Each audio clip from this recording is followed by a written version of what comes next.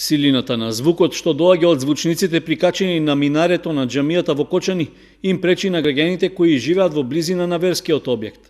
Велат дека пеењето на оџата за време на молитвите е прегласно, што им го нарушува секојдневниот мир, со оглед што тоа се случува по неколку пати во текот на денот.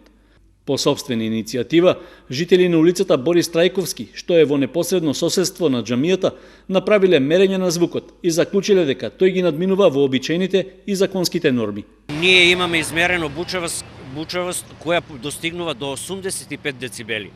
Максимална дозволената бучавост е од 45 до 55, зависно од во кој период на денот. Таа бучавост е толку гласна, толку силна, што еве на пример, преку ден имаме во соседството и мали деца, еве и јас имам што викат внуче. Преку ден ако спие, обавезно звучникот ќе го разбуди. Имаме стари луѓе, навечер, летно време, звучникот е пуштен во 10 саато. Во 10 саато веќе повозрасни луѓе спијат, значи ги буди од спиење. Напладне, кај 4 саато, пак, значи, звучникот е пуштен. Има луѓе кои одмарат, обавезно ќе те разбуди. Значи, бучавата е толку голема, што малта не е неподнослива.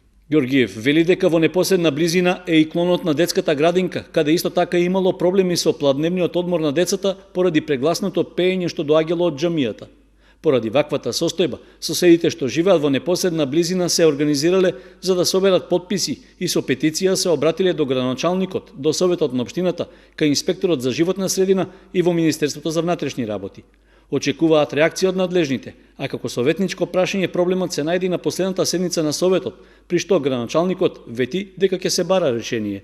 Разговаравме со џамискиот одбор и повторно ќе разговараме со џамискиот одбор да пронајдеме некој друго решение. Оправданието е заради тоа што муслиманите се подалеку од џамијата, па да се чуе и таму. Меѓутоа има решение за тоа. Може да се пронајде, да се изнајде решение и ве убедувам дека тоа прашање ќе го разрешиме на оној начин како што е било и до сега и ќе остане и понатаму. Жителите кои живеат во околината на џамијата се надеваат дека решението брзо ќе се изнајде, при што нагласуваат дека не сакаат да ги нарушат добрите односи со своите сограѓани од исламска вероисповед. Ние немаме никаков проблем ниту против џамијата како објект, ниту против луѓето од исламска вероисповед.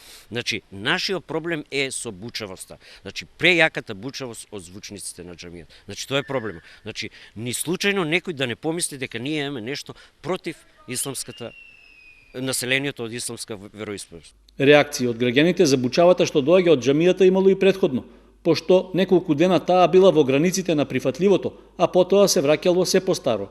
Со последната реакција и со поднесената петиција, како и советувањето на првиот човек на општината, жителите од соседните улици на џамијата очекуваат прашањето конечно да се реши, без да биде оштетена некоја од засегнатите страни.